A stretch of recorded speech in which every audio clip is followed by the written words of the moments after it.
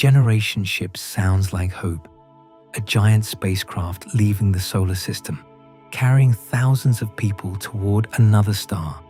Not a short mission, not a few astronauts sleeping in capsules, but an entire moving world built to survive for centuries in the darkness between stars. At first, it feels beautiful, a city among the stars, families living under artificial light, children born in space, oceans of metal, gardens under glass, schools, farms, memories and dreams, all moving toward a planet their ancestors chose but would never live to see. But the truth is much darker. A generation ship is not just a spacecraft. It is a prison with no outside, a society trapped inside machines that can never fail. The people born there would never see Earth. They would never choose the mission. They would inherit a journey started by others toward a destination that may not even be habitable when they arrive. One broken system, one social collapse, one disease, one mistake, and the entire future of humanity on board could end in silence, far from any rescue. Before we continue, write in the comments where you are watching from and what time it is in your country right now. And if you enjoy calm journeys into the mysteries of space, subscribe to Theories Before Sleep. Tonight, we enter the brutal reality of generation ships and why crossing the stars may be far worse than we think.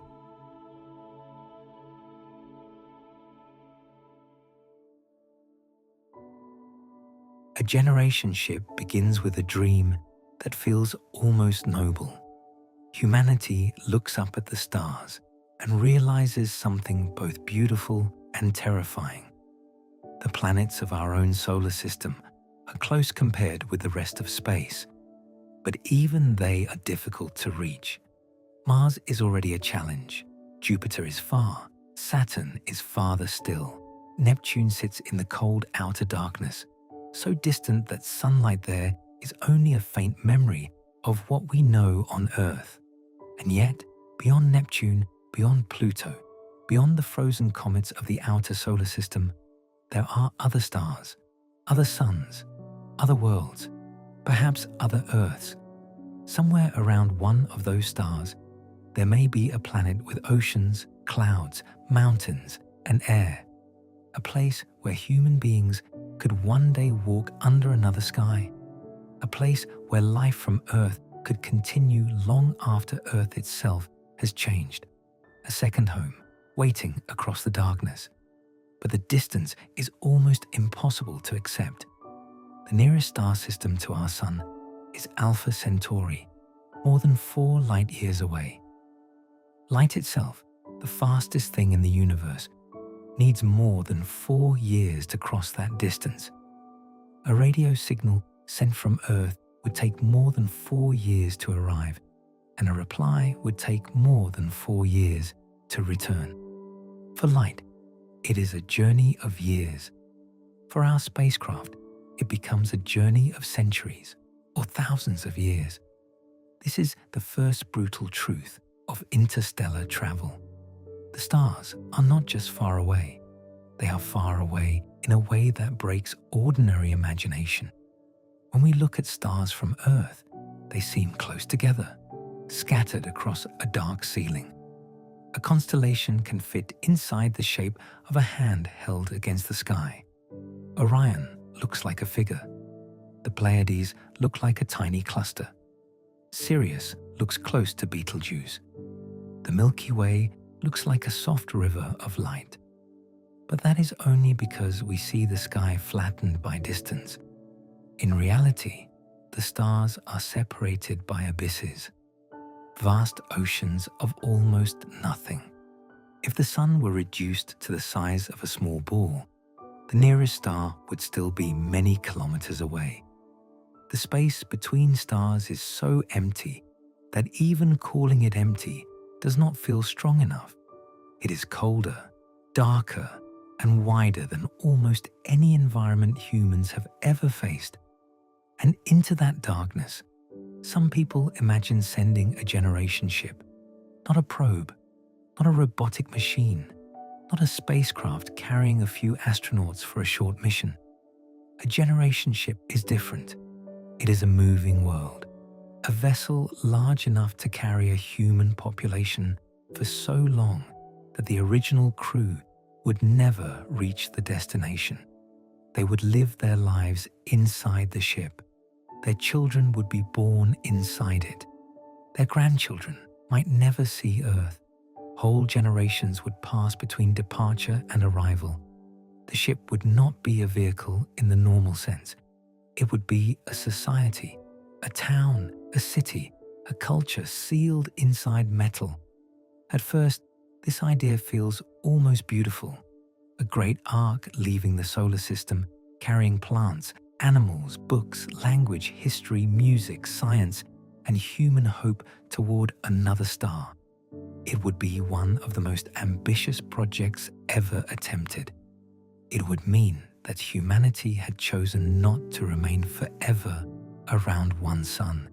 It would mean we had become a species capable of crossing the dark. But when you slow down and imagine the reality, the beauty begins to change. Because a generation ship is not only a dream of exploration, it is also a prison no one can leave. On Earth, if a city fails, people can move. If a machine breaks, help can come from elsewhere. If food is scarce, supplies can be transported. If a society enters crisis, there is at least an outside world beyond it. Imperfect, difficult, complicated, but present. On a generation ship, there is no outside. The ship is everything. The air you breathe is made and recycled by machines. The water you drink has passed through the bodies and systems of people before you. The food grows under artificial light or comes from controlled biological systems that cannot fail for long. The temperature, pressure, oxygen, humidity, gravity, waste processing, medical care, communication, education, and social order all depend on a closed environment moving through deep space.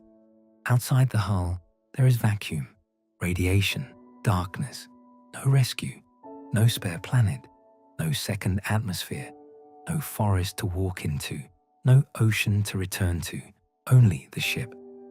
This is why a generation ship may be one of the most difficult ideas humanity has ever imagined. Not because it is hard to build a big spacecraft, though that alone is almost beyond us, but because building the ship is only the beginning. The real challenge is keeping a human world alive inside it for centuries. Machines fail, materials age, people disagree, memories change, cultures drift, languages evolve, systems need maintenance. Children are born into a mission they did not choose, and the destination remains far away, possibly for longer than any civilization has ever remained stable on Earth. Think about that carefully. A generation ship might need to function for hundreds of years, perhaps longer. During that time, every life support system must work. Every repair must be possible using resources on board. Every critical material must be recycled or replaced. Every generation must be taught not only how to live, but why the mission matters. The people who launched the ship would know the reason. They would remember Earth. They would have chosen to leave. But their grandchildren, their great-grandchildren, what does Earth mean to someone born in a metal habitat between stars? Someone who has never felt wind, never seen rain, never stood under a natural sky, never touched soil that was not part of a controlled farming system? To them, Earth may become a story, a myth, a place in old videos, a blue world they have never seen, described by ancestors who are long gone. The mission may still matter, but it would no longer be personal in the same way. The original dream would have to survive through education, ritual, discipline, and trust. The people on board would have to believe that their lives are part of a journey whose ending they will never see. That is a heavy burden. A generation ship asks people to live for a future they may not experience. The first crew sacrifices Earth. The middle generations sacrifice destination. Only the final generation, if the ship survives, receives the reward. And even then, the reward may not be what anyone expected, because the planet waiting at the end might not be habitable.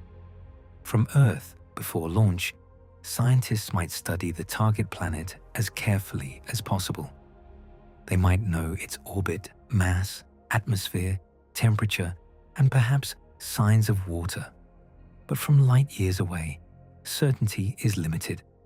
A world can look promising from a distance and be dangerous up close. Its atmosphere may be toxic. Its radiation environment may be severe. Its surface may be unstable. Its oceans may be frozen. Its chemistry may be wrong. Its gravity may be difficult. Its star may flare violently.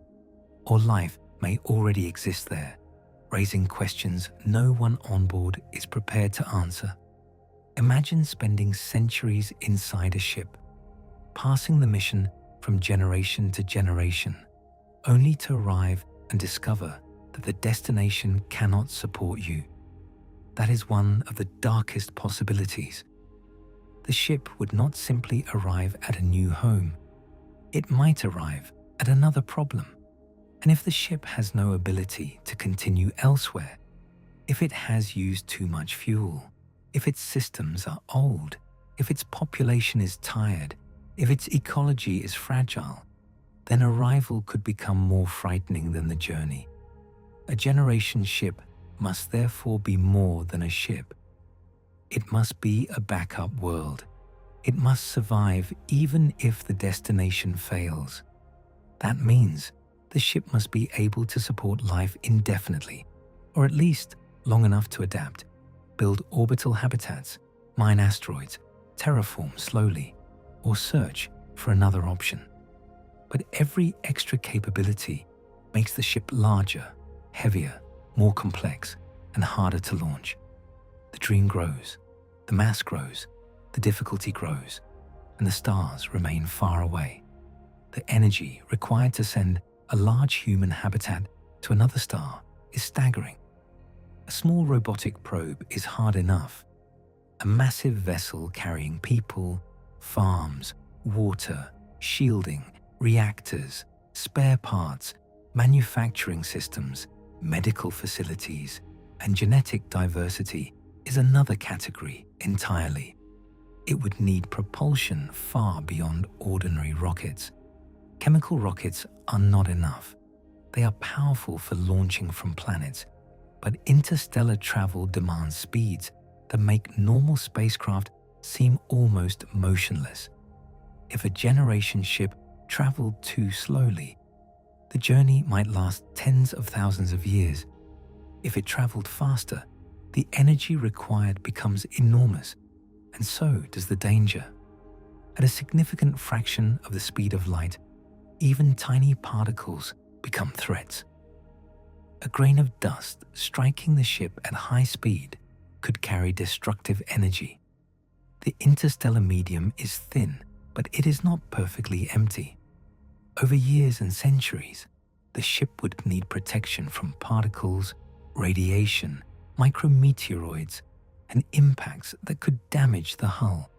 The front of the ship might require thick shielding, perhaps layers of ice, perhaps metal, perhaps magnetic fields, perhaps sacrificial material designed to absorb impacts. Every protection system adds mass. Every added mass requires more energy to accelerate. More energy requires larger engines, more fuel, more infrastructure, more complexity. The ship becomes heavier. The mission becomes harder. This is the engineering trap of interstellar travel. To survive, the ship must be massive. But the more massive it becomes, the harder it is to move. And unlike a journey to Mars, there is no quick arrival. There is no emergency return trajectory. There is no mission window of months. A generation ship must continue through time like a civilization trapped inside a machine. The machine must become reliable beyond anything humans have ever built. On Earth, we are used to replacing things. Buildings are renovated, machines are repaired, power plants are maintained, cities constantly receive materials from outside. Even ancient structures survive because people rebuild, restore, and replace parts over time. A generation ship cannot rely on outside supply. It must carry its own industrial base. It must be able to manufacture tools, repair circuits, replace seals, produce medical supplies, recycle metals, grow food, manage waste, purify air, and maintain structural integrity for centuries. In other words, it must carry not only people, but the ability to keep civilization going. That is far harder than it sounds. A closed ecosystem is delicate. On Earth, the biosphere is enormous. It has oceans, forests, microbes, weather, soil, atmosphere, and countless living systems interacting at scales we barely understand. We depend on this complexity every day. Earth recycles air and water for us. It buffers mistakes. It absorbs waste. It provides food through vast ecological networks. On a ship, the ecosystem would be tiny by comparison, controlled, artificial, fragile. If a crop fails, people notice immediately. If a microbial balance shifts, systems may be affected. If a disease spreads through the plants, food security becomes a crisis. If water recycling fails, there is no river outside. If oxygen production drops, there is no forest to save you. If waste management breaks down, the ship becomes dangerous from within. The generation ship must imitate part of Earth while being much smaller than Earth and far less forgiving. That may be the most brutal challenge of all. We know how to keep humans alive in spacecraft for months. We know how to operate space stations for years with support from Earth. But a generation ship must operate without Earth as a constant supply line. It must become independent. It must be a sealed world capable of surviving its own errors. And humans make errors. Not because humans are foolish, but because humans are human. Fatigue happens, conflict happens, misunderstanding happens, leadership changes, beliefs change, priorities change. A system designed by one generation may be resented by another. Rules made for survival may feel oppressive to those born under them. Population control may become a moral crisis. Resource limits may shape every decision. Education may become political because what children are taught determines whether the mission continues. A generation ship is not only an engineering problem. It is a social experiment with no exit. Who governs the ship? A captain, a council, a democracy, an AI system, a hereditary structure, a scientific committee. What happens when people disagree about the destination? What happens if part of the population wants to turn back, even when turning back is impossible? What happens if people decide the mission is a lie? What happens if future generations no longer trust the records from Earth? What happens if religion, culture, language, or identity evolves in ways the original planners never predicted? These questions may be more dangerous than asteroids, because a ship can be built strong against impacts, but it cannot easily be built strong against despair, resentment, or social collapse. A generation ship must keep people alive physically, but also psychologically and culturally. The population must believe in the journey, cooperate across generations, and maintain knowledge without losing purpose. They must live in a world where the ceiling is artificial, the sky is a memory, and the future belongs to descendants they may never meet. The middle generations have the hardest role. They are not the founders. They are not the arrivals. They are the bridge. Born after Earth has become unreachable in any meaningful sense, and dying before the new world appears close, they live entirely inside the journey. Their whole existence is maintenance. They inherit a mission from the past and preserve it for the future. That is beautiful and brutal, because their lives are real, not symbolic. They will love, fear, work, dream, argue, grow old, and die inside the ship. They are not simply pieces in a grand plan. They are people, and each one must live inside a decision made before they were born. This is why generation ships raise a difficult ethical question. Can the first generation choose a life of confinement for all generations after them?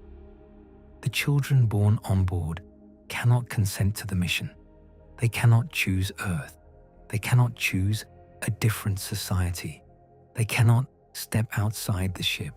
They inherit not only life but a path. On Earth, children are born into conditions they did not choose as well.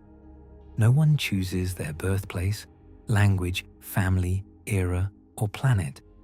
But Earth is vast. It offers variety, movement, nature, and possibilities. A generation ship offers only what was built into it. The moral pressure is immense.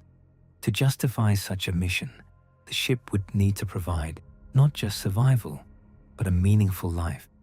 Education, culture, art, privacy, community, freedom within limits, a sense of purpose that does not crush individuality, a society that can remain stable without becoming tyrannical. That may be harder than building the engines, because engines follow physics, people follow meaning, and meaning changes. At the beginning, the meaning is clear. Humanity is reaching for the stars. The ship is leaving Earth for a new world. The mission is historic. The first crew may feel chosen, brave, and terrified. But after 200 years, what is the meaning? After 5 generations? After 10? When Earth is only a distant archive and the destination is still a point of light? The ship must create a culture strong enough to survive time, but flexible enough not to become a prison of old commands. This is where the dream of generation ships becomes darker than most people expect. We often imagine the hardware, the engines, the rotating habitat, the artificial gravity, the farms, the observation windows, the glowing stars outside. But the true danger may be the slow pressure of centuries, the endless sameness, the knowledge that no rescue is coming, the fear that something essential has been forgotten, the weight of being born in transit, the possibility that the destination is not real enough to believe in anymore. Still, despite all of this, the idea refuses to disappear, because the stars are there, because Earth may not remain safe forever, because curiosity is part of us, because life, once aware of the universe, wants to move outward. A generation ship is one of the few interstellar concepts that does not require faster than light travel. It accepts the universe as it is. It accepts that light years are enormous. It accepts that human lives are short. It does not promise magical speed. It does something stranger. It turns time into a vehicle. If one lifetime is not enough, then use many. If one generation cannot cross the stars, then let generations become the bridge. That idea is haunting. A ship launched by people who will never arrive. maintained by people who never saw Earth, delivered by people who never chose departure, arriving at a world that may or may not become home. It is one of the grandest and saddest ideas in space exploration. And tonight, this is where we begin. Not with the fantasy of a perfect starship gliding beautifully through space, but with the brutal reality of what such a journey would demand.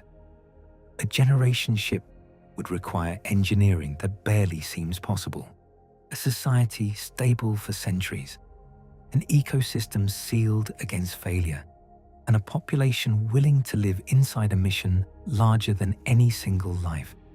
It would carry humanity farther than we have ever gone, but it would also test everything we think humanity is: our technology, our patience, our ethics, our cooperation, our ability to remember why we started.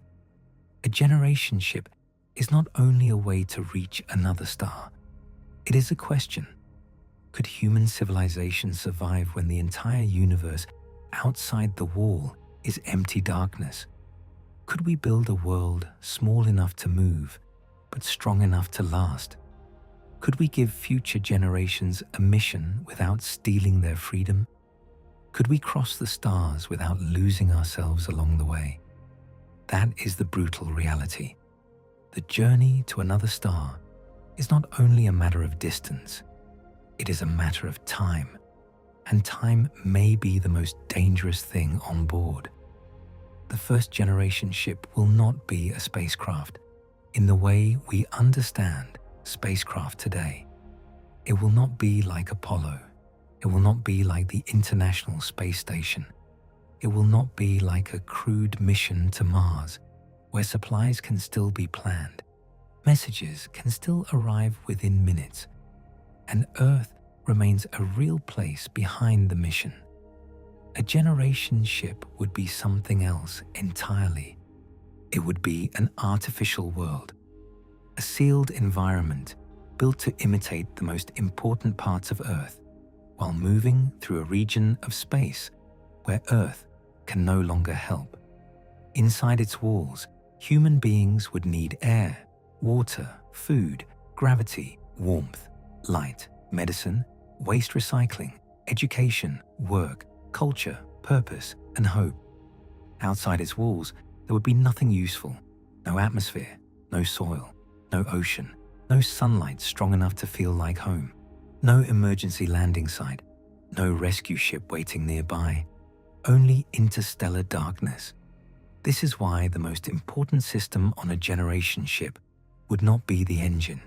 It would be life support. The engine begins the journey, but life support decides whether anyone is alive when the journey ends. On Earth, life support is so vast that we do not usually call it life support. We call it nature. We breathe because forests, oceans, algae, plants, microbes, and atmospheric chemistry maintain the air. We drink because Earth cycles water through oceans, clouds, rain, rivers, ice, and underground reservoirs.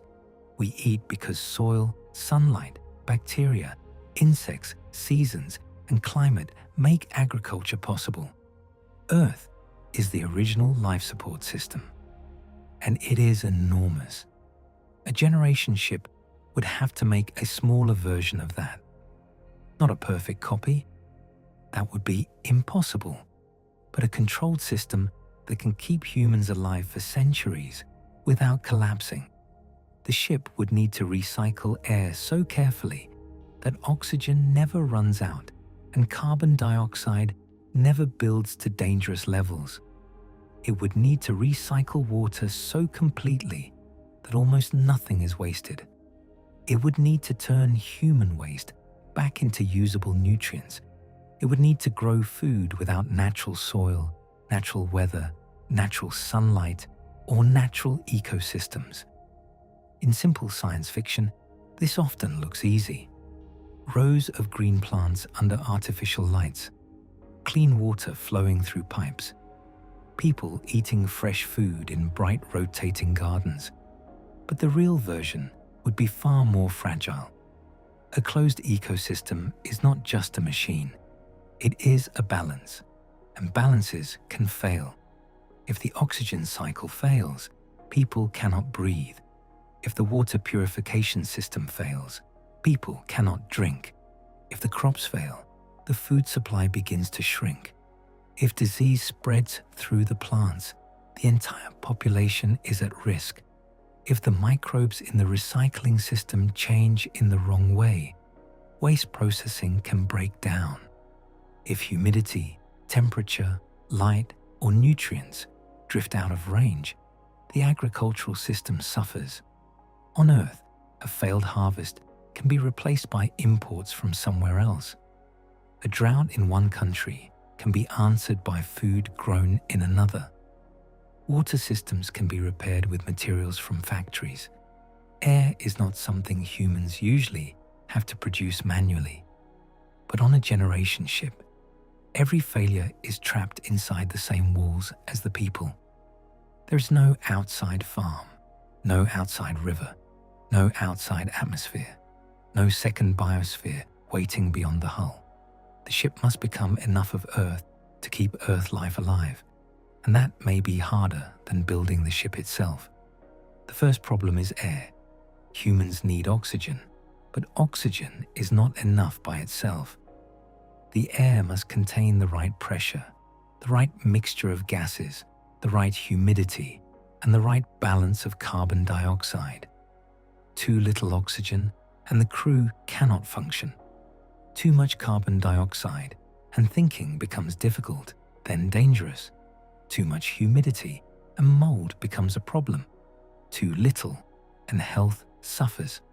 Trace gases, chemicals, and particles must be filtered constantly.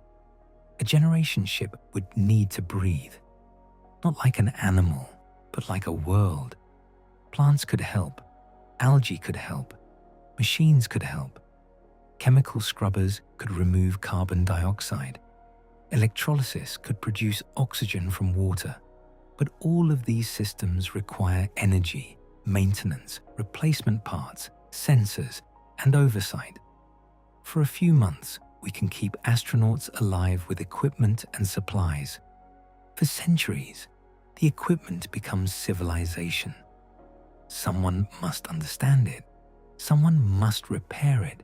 Someone must teach the next generation how it works, and the next, and the next. The ship cannot simply have a life support system. It must have a culture of life support knowledge. Children born on board would grow up knowing that the air is not guaranteed. They would learn that breathing depends on engineering, biology, and discipline. They would understand from a young age that a broken valve or a neglected filter is not a minor problem. It is a threat to everyone.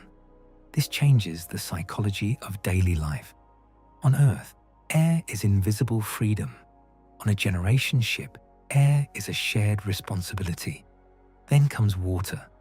Water is heavy, precious, and absolutely necessary. A generation ship would carry large reserves, but it could not afford to lose much. Every drop would need to be recycled again and again. Drinking water, washing water, water from food production, water in waste, water in air humidity. All of it would have to be captured, cleaned, and returned to the system. The water someone drinks may have been drunk by thousands of people before them. Not once, many times. That sounds uncomfortable from a human point of view, but it is what Earth already does. Every glass of water on Earth has been part of clouds, rivers, oceans, animals, plants, and ancient environments. The difference is that Earth's water cycle is vast and hidden, while the ship's cycle would be small and mechanical. People would know exactly how dependent they are. Water recycling would need to be nearly perfect. Even tiny losses over centuries become serious. A small leak, if unnoticed, could slowly become a disaster. A contamination problem could affect the whole population. The ship would need constant monitoring, backup reservoirs, emergency purification methods, and perhaps ice or water shielding that also serves as a reserve. Water might become one of the ship's deepest symbols, not just a resource, a memory of Earth. The sound of flowing water may become precious. Small ponds or controlled streams inside the habitat may be used not only for ecology, but for mental health. Children born on board may learn about oceans through recordings, but the largest body of water they ever see may be a storage tank, a hydroponic channel, or a carefully protected artificial lake inside the ship. Imagine being born into a world where water is never wild, never a storm, never a sea, never rain falling from a real sky. Only something managed, measured, purified, and protected. That is the kind of hidden loss a generation ship creates. The third problem is food. Food is not only calories. Food is health, culture, comfort, memory, identity, and morale. A ship could store some emergency food, but no stored supply can feed generations indefinitely. Food must be grown on board. This means agriculture becomes one of the core systems of the ship. Not agriculture under open sky, not fields under sunlight, but controlled environment farming. Hydroponics, aeroponics, algae tanks, fungal systems, perhaps cultured proteins, and tightly managed nutrient loops. Every plant would grow under artificial conditions. Light would come from lamps, nutrients would come from recycled waste, and carefully balanced chemistry. Pollination might be managed by hand, by machines, or by small controlled insect populations if the ship can safely support them. The ship's farms would have to be productive, efficient, and resilient. They would also have to be diverse. A single crop system would be dangerous. If a disease or failure affects that crop, the food supply collapses. A healthy ship would need many food sources: grains, vegetables, legumes, algae, perhaps fruit, perhaps microbial proteins, perhaps carefully managed animal systems if resources allow. But animals are expensive in a closed environment. They need food, water, space, waste management, and care. Larger animals may be too inefficient for an interstellar ship. Meat, if it exists on board, might be rare, cultured, or reserved for special occasions. The diet of a generation ship would likely be mostly plant-based, designed around efficiency rather than tradition. That would change culture. Food traditions from Earth might survive only in altered form. Recipes would adapt to what the ship can grow. Festivals might involve rare ingredients. A fruit tree might become a treasured inheritance. Seeds might be protected like sacred objects. A crop failure might feel not only practical, but emotional, because food connects people to home. And on a generation ship, home is complicated. The first generation remembers Earth food. They remember oceans, markets, farms, kitchens, restaurants, street food, family meals, smells from different countries, spices, seasons, harvests, and the feeling of eating something that grew under the sun. Their grandchildren may not. For them, food comes from the ship, always from the ship. The smell of hydroponic basil or wheat under lamps may become their version of nature. The sound of nutrient pumps may be as normal as rain once was to people on Earth. The artificial garden may become the closest thing they have to wilderness. And if the gardens fail, the mission fails. This is where the brutal reality becomes clear.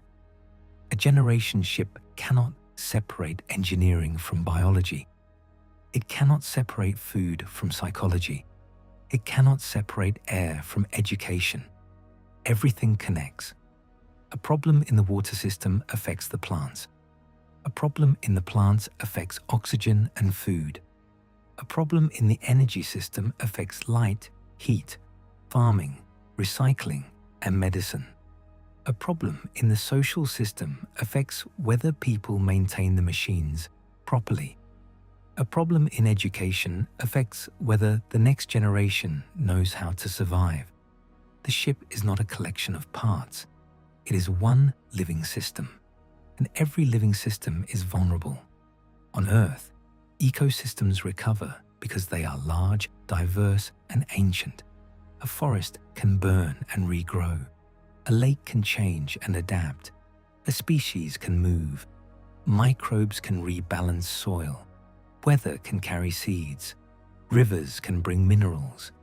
A generation ship has no such luxury. Its ecosystem would be designed, limited, and enclosed. If it becomes unstable, the people on board must stabilize it themselves.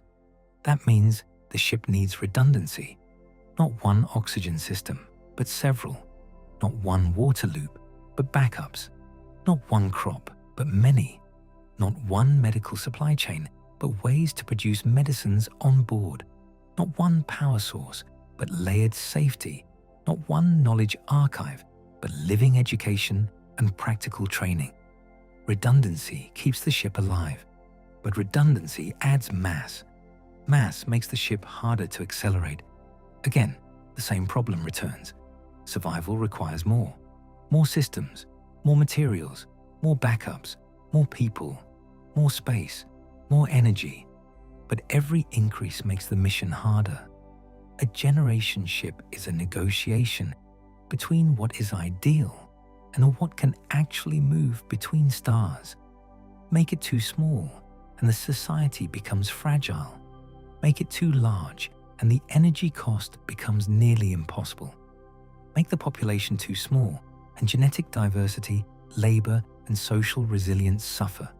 Make the population too large, and food, space, governance, and resource use become harder to control. There may be no perfect number, only trade-offs.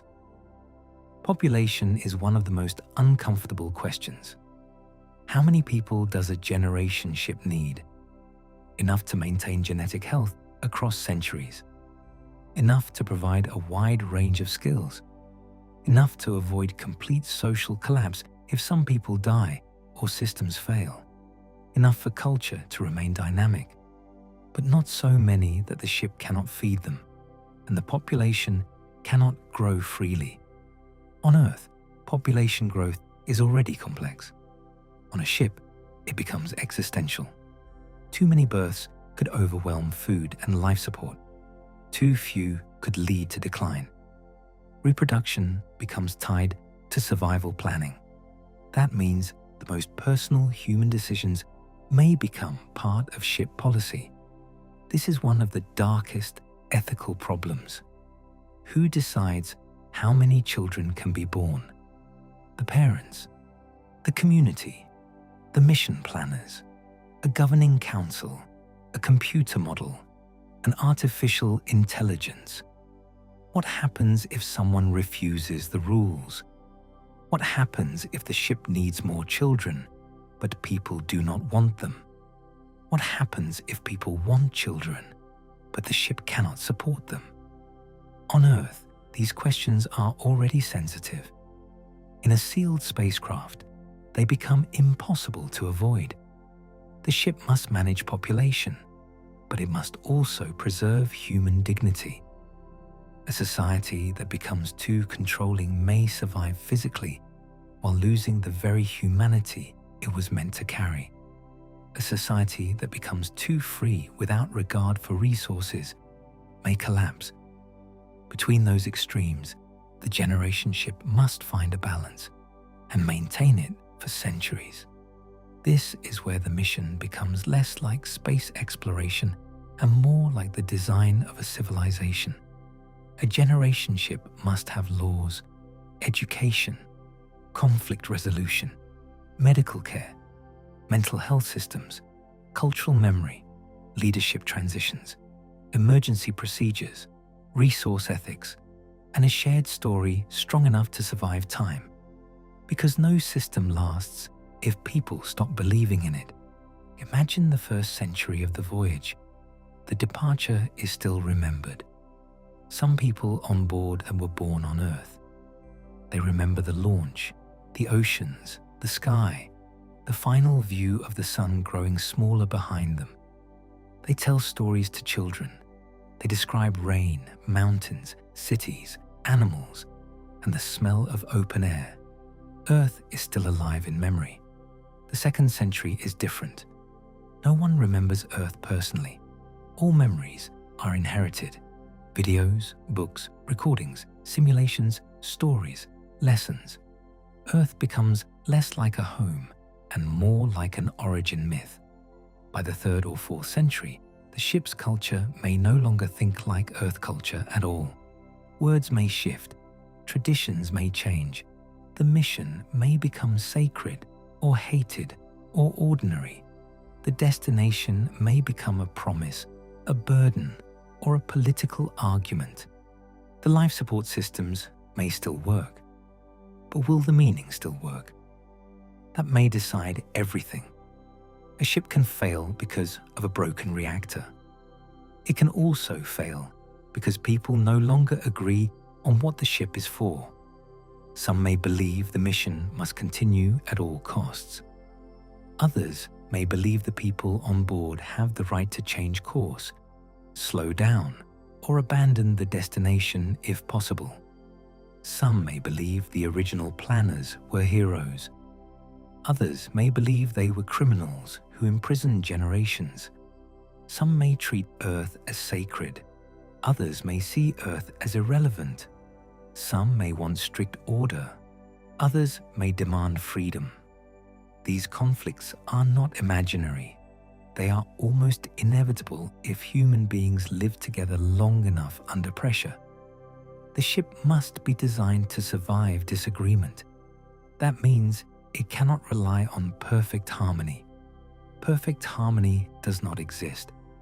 It needs institutions strong enough to handle conflict without violence, collapse, or tyranny.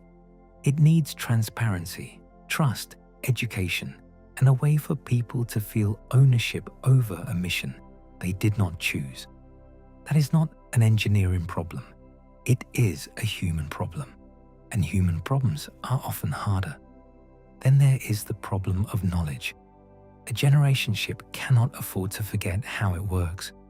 On Earth, knowledge is distributed across billions of people, institutions, books, networks, universities, factories, and industries.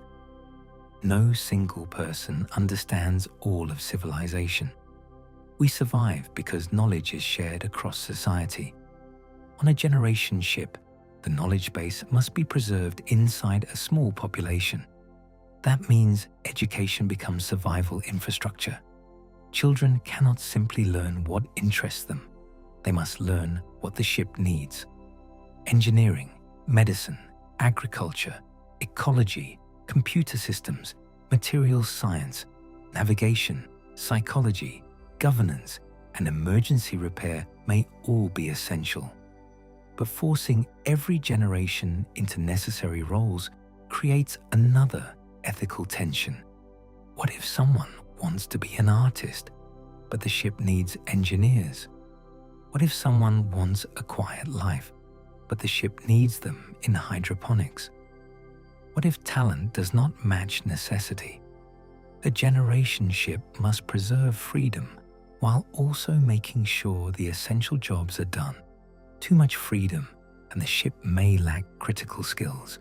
Too little freedom, and life becomes a prison of assigned function.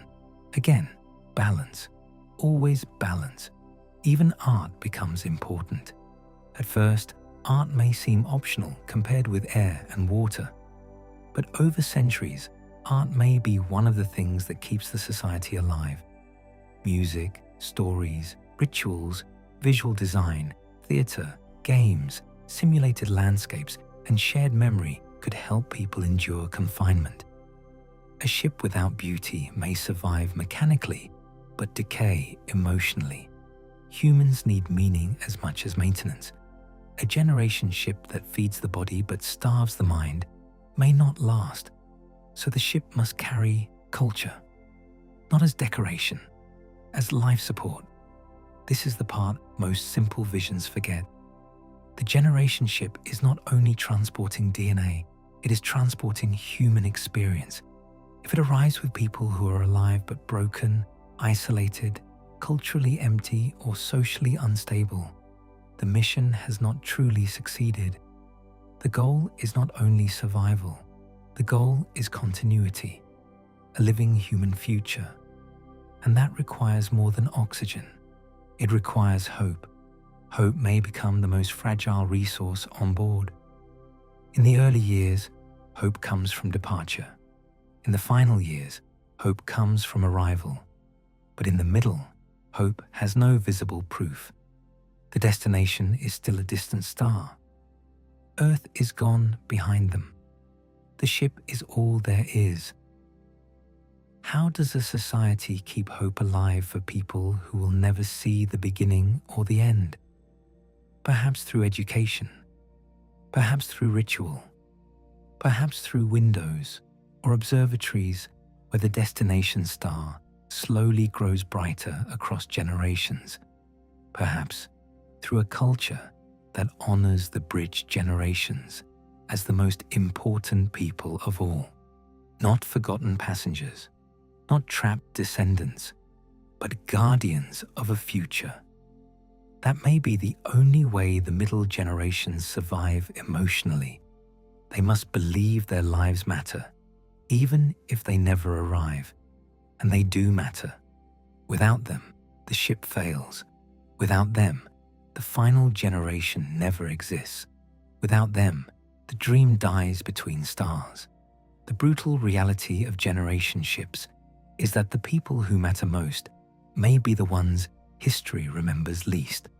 The founders get statues. The arrivals get celebration. The middle generations get work, maintenance, patience, sacrifice. They live inside the long night. And if they do their job perfectly, the reward belongs to descendants. That is both beautiful and unfair. Perhaps every civilization works this way to some degree. People plant trees they will never sit under. They build institutions for children they will never meet. They preserve knowledge across time. They endure hardship so the future can be better. But a generation ship makes that truth literal. The future is not a metaphor. It is a star ahead. The past is not a memory alone. It is Earth behind. And the present is a sealed world crossing darkness. That is why part 2 of this journey brings us inward. Part 1 showed the distance, the terrible scale between stars, the prison-like nature of the ship, the ethical weight of choosing a journey for generations not yet born. But now we see the inner reality. The ship must become Earth, not in beauty, not in freedom, not in size, but in function. It must breathe for its people, feed them, clean their water, recycle their waste, protect their bodies, preserve their minds, carry their culture, teach their children, and survive their conflicts. A generation ship is not only a machine traveling through space, it is an ecosystem under pressure, a civilization under glass, a living world built by hands, surrounded by a universe that offers no forgiveness. And if one part of that living world fails, the stars will not help. The ship will continue moving through darkness, silent, alone, carrying either a future or a tomb. The most dangerous part of a generation ship may not be the engine. It may not be the radiation. It may not be the distance. It may not even be the life support systems that must keep air, water, food, and heat flowing for centuries. The most dangerous part may be the people. Not because humans are bad, not because humans are weak, but because humans are complicated. We are emotional, social, hopeful, fearful, creative, restless, and unpredictable. We can cooperate on impossible projects, and we can also tear apart the very systems that keep us alive if trust disappears. On Earth, society has room to fail in pieces. A government can collapse in one place while others continue. A city can lose power and receive help from outside. A community can break apart and people can leave. A person can move to another country, another town, another home. Even when history becomes painful, Earth remains large. There is always an outside, always somewhere beyond the walls. On a generation ship, there is no beyond. The ship is the country. The ship is the planet. The ship is the economy. The ship is the weather. The ship is the farm, the school, the hospital, the temple, the prison, the workplace, and the horizon. There is nowhere else to go. That single fact changes every human problem. A disagreement is not just a disagreement. It happens inside the only world available. A political crisis is not only politics. It can threaten oxygen, food, repairs, and survival. A broken social contract is not only a moral failure. It can become an engineering disaster. Because on a generation ship, society and machinery are the same survival system. If people stop trusting the engineers, life support becomes political. If people stop trusting the leaders, navigation becomes political.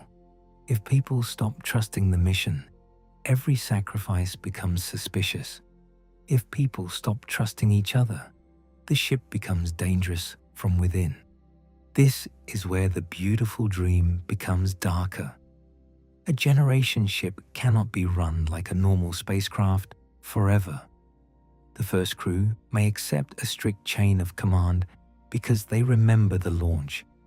They were trained for the mission. They signed up. They understood the destination. They knew the risks. They watched Earth fall behind them. But after one generation, everything changes. The children born on board did not volunteer. They did not stand on Earth and choose the stars. They did not say goodbye to oceans, mountains, or cities. They opened their eyes inside corridors, gardens, classrooms, sleeping quarters, and artificial light. The hum of machines was not unusual to them. Recycled air was not strange. Metal walls were not temporary. The ship was not a vehicle. It was home. And that creates a profound problem. The first generation thinks of the ship as a mission. The second generation may think of it as a world. The third may think of it as the only world that matters. By the fourth or fifth generation, Earth may no longer feel real in the same emotional way. It may become an ancestral myth, a place of old stories, blue oceans, open skies, animals, storms, and impossible landscapes. Children may watch recordings of rain the way we watch images of alien planets. They may believe Earth existed, but belief is not the same as memory. And when memory fades, obedience to the original mission may weaken. Why should someone born in the middle of interstellar space dedicate their entire life to a planet they will never see, chosen by ancestors they never met, based on data that may be centuries old? That question could become dangerous, not because it is irrational, because it is fair. A generation ship asks its middle generations to accept a strange role. They are not explorers in the heroic sense. They are not founders anymore. They are not arrivals. They are caretakers of a promise. Their entire civilization exists to preserve a destination for future people. That is an enormous psychological demand. Some will accept it. Some may find meaning in it. Others may not. Some may begin asking whether the ship should remain on course. Some may ask whether the destination is worth it. Some may wonder if the original mission was a mistake. Some may argue that the ship itself has become the real home, and that arrival on a planet could destroy the society they have built. This is one of the strangest possibilities. After centuries in space, the people on board may no longer want to arrive. To us, arrival seems like the whole point. The ship exists to reach another star. But to generations born on board, the destination is not home. The ship is home.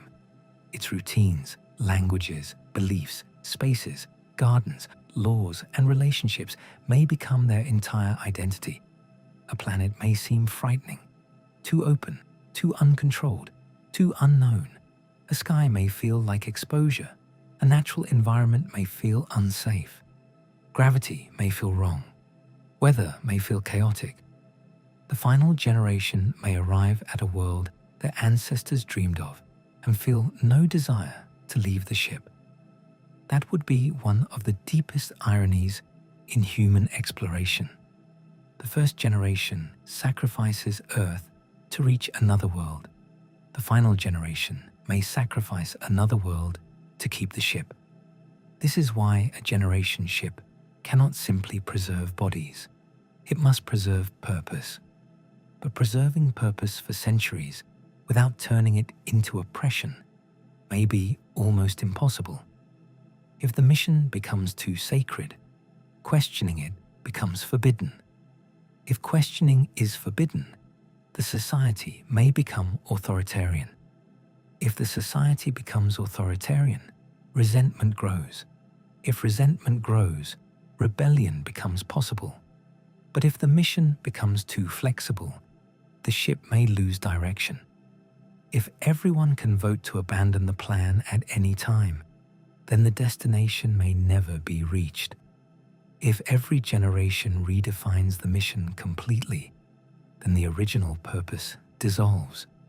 The ship needs stability, but humans need freedom. That tension may define life on board. Who has the right to decide the future of a vessel carrying unborn generations? The founders, the current population, the mission computer, a council of experts, a democratic vote, a religious or cultural authority that grows over time. There is no easy answer.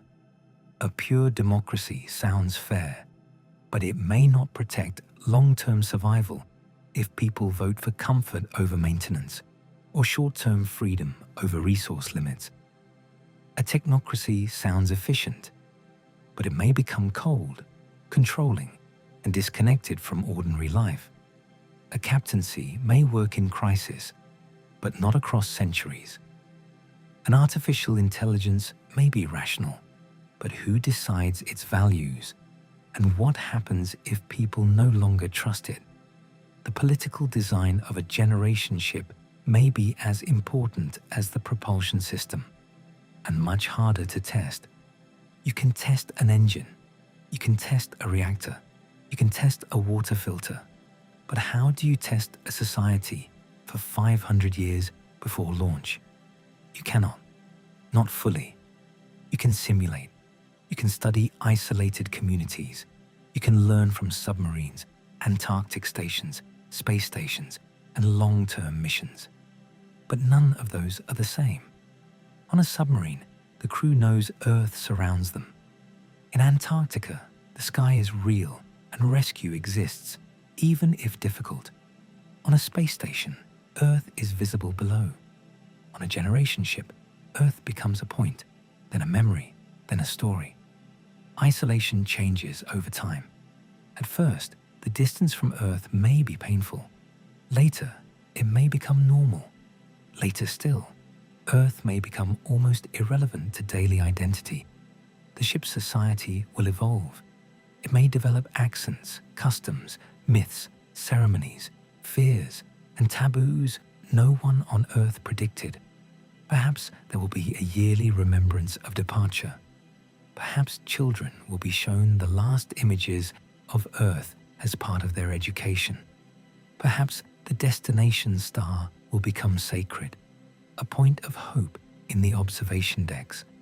Perhaps the engine room will be treated like a holy place because it keeps the journey alive.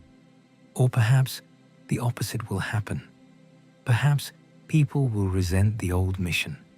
Perhaps Earth will be remembered not as home, but as the world that exiled them. Perhaps the founders will be seen not as heroes, but as people who placed their descendants inside a sealed machine with no choice. A generation ship could become a culture of gratitude or a culture of resentment. Maybe both. That is the danger of time. Time does not only move the ship through space, it changes the people inside. Language may drift. Words connected to Earth may lose their meaning. A child may learn the word ocean, but never feel the emotional weight of it. They may know the word forest, but imagine it only as a large hydroponic chamber. They may hear about snow, deserts, birds, insects, rain, thunder, mountains, and waves, but these things may belong to lessons, not life. And slowly, Earth culture becomes ship culture. This could be beautiful in its own way. Humans adapt. They create meaning wherever they are. A generation born among the stars may produce music, art, philosophy, and stories no Earth culture could have imagined. They may develop a deep awareness of systems, balance, and shared survival. They may become more careful than us because they know every resource is limited, but adaptation has a cost. They may lose parts of humanity that were shaped by Earth, the feeling of open distance, the rhythm of natural daylight, the psychological relief of wilderness, the randomness of weather, the sense that the world is larger than society. On a ship, society is everywhere. There is no true wilderness unless the design is created. No place untouched by human planning. No field beyond the city. No mountain path where someone can walk alone for days. No ocean horizon. No night sky above the head unless it is seen through glass or screens. Privacy itself becomes precious. In a sealed world, space is limited. Every room has a purpose. Every corridor is shared. Every garden is part of food production or mental health. Every private area must be balanced against public need. A person may live their entire life without ever being truly far from others. That can wear on the mind. Humans need community, but we also need solitude. We need belonging, but also escape. On a generation ship, escape may be psychological rather than physical. Books, simulations, virtual environments, private rooms, meditation chambers, observation spaces, music and art may become necessary forms of inner distance. If the ship does not provide them, tension grows. And tension in a sealed society can become dangerous. Small conflicts can echo. A family dispute can become a community issue. A political disagreement can divide work teams. Romantic relationships, friendships, rivalries, jealousy, grief, ambition, and status can all become intensified because the population is limited and the environment is closed. On Earth, people can walk away. On the ship, they may have to keep living and working with the same people for decades. This makes social design essential. The ship must have ways to resolve conflict before it becomes destructive. It needs counselors, mediators, traditions, laws, and spaces where emotion can be processed safely.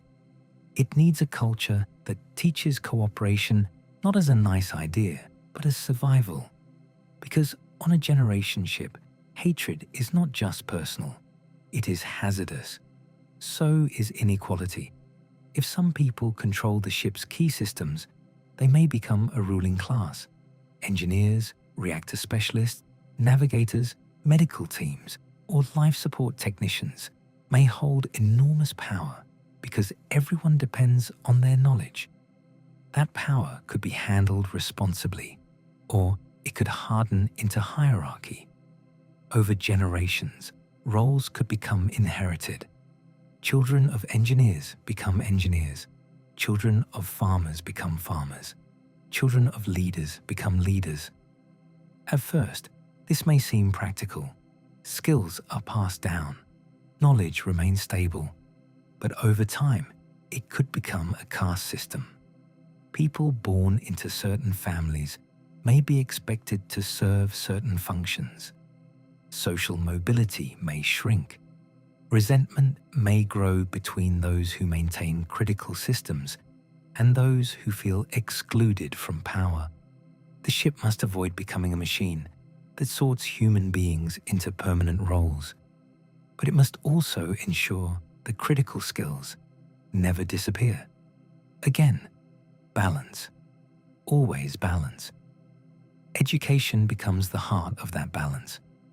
Children must learn the truth about the ship, its fragility, its systems, its history, its destination, and its limits. But they must also be allowed to become full human beings, not just maintenance workers for an ancestral project. If education becomes too mission-focused, life may feel like duty without freedom. If education becomes too open, essential knowledge may fade.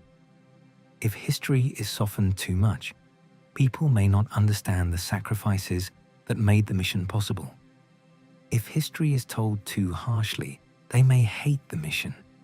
Even truth becomes difficult. Should every generation be told all the risks? Should they know that the destination may not be habitable? Should they know that the ship may not have enough redundancy for every possible failure? Should they know that the founders accepted certain moral compromises? The instinct is to say, yes, of course. A healthy society needs truth, but truth can become heavy inside a sealed world. If people learn that there is a serious chance the destination will fail, will they keep working? If they learn that Earth may have lost contact or stopped caring, will hope survive? If they learn that some systems are aging faster than expected, will trust collapse? A generation ship may be tempted to protect people with myths. That temptation is dangerous, because once people discover they were lied to, the damage may be worse than the truth would have been. Trust is one of the most important resources on board, more important than comfort, maybe even more important than efficiency. Without trust, every system becomes suspect. Every leader becomes an enemy. Every failure becomes a conspiracy. Every rule becomes oppression. Every sacrifice becomes theft. A ship cannot survive centuries on fear alone. It needs shared trust. But trust must be maintained, not assumed. The first generation may trust Earth because Earth built the ship. The next generations must trust the ship because the ship proves itself every day. They must see that systems are fair, information is honest, and leadership is accountable. This may be the only way to prevent social collapse. But even with the best design, crises will come. A disease outbreak, a crop failure, a power shortage, a leadership scandal, a navigation correction that requires sacrifice, a death that divides the community, a generation that feels trapped, a group that wants change, a faction that believes a rival is dangerous, a faction that believes the ship has become spiritually corrupt, a faction that wants to return, even if return is impossible. History on Earth shows that humans form factions quickly when pressure increases. On a generation ship, factions could become existential threats, not because disagreement is bad. Disagreement is normal, but because the ship cannot afford conflict that damages the systems everyone depends on. The society on board must learn to disagree without breaking the world. That may be the deepest political lesson of a generation ship. On Earth, we can pretend that society and environment are separate. They are not, but the connection is often hidden. On a ship, the connection is obvious. If politics damages maintenance, people suffocate. If ideology rejects science, crops fail. If leadership ignores mental health, the crew becomes unstable. If inequality grows too severe, cooperation collapses. The ship makes civilization's hidden truths visible. We survive together, or we fail together. That sounds inspiring, but inside a closed vessel, it may feel suffocating. A person born on board may ask a question that has no comfortable answer. What if I do not want this? What if I do not want to be part of humanity's great journey? What if I do not want to serve the destination? What if I simply want a life that belongs to me? On Earth, that question can lead to movement, a new career, a new city, a different community. On a generation ship, the options are limited. You can change roles, perhaps. You can choose relationships, hobbies, beliefs, but you cannot leave the ship. You cannot choose a different planet. You cannot step outside the mission entirely. This is why a generation ship, no matter how noble, always carries an ethical shadow. It creates life inside a closed destiny. The children born there inherit not only existence, but confinement. To make that morally acceptable, the ship must be more than survivable. It must be worth living in. That means beauty matters, choice matters, dignity matters, love matters, art matters, silence matters. A generation ship cannot be only efficient. A purely efficient ship may become unbearable. People need festivals, stories, games, friendships, privacy, wonder, and moments where they do not feel like parts of a machine. The observation deck may become one of the most important places on board. A place where people can look outside and see the stars, not as dots on a screen, but as real light entering the ship. The destination star may be visible ahead, slowly changing over generations. Behind them, the sun may fade into one star among many. Around them, the galaxy may look cold and endless. For some, that view may inspire. For others, it may terrify. Imagine being a child on the ship, looking out for the first time and realizing that outside there is no land, no air, no life, no sound, and no rescue, only stars. The beauty of space may feel like a threat when you know you can never touch it. That is another brutal truth. The same view that makes humanity dream of the stars may become unbearable to people trapped between them. And yet, they would keep living. Because humans do that. We adapt. We create routines. We make meaning. We build friendships.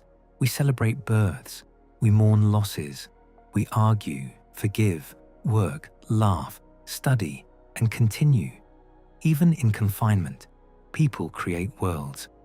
A generation ship may become a place of sorrow and beauty at the same time. There may be children laughing in corridors, while beyond the hull there is only interstellar night.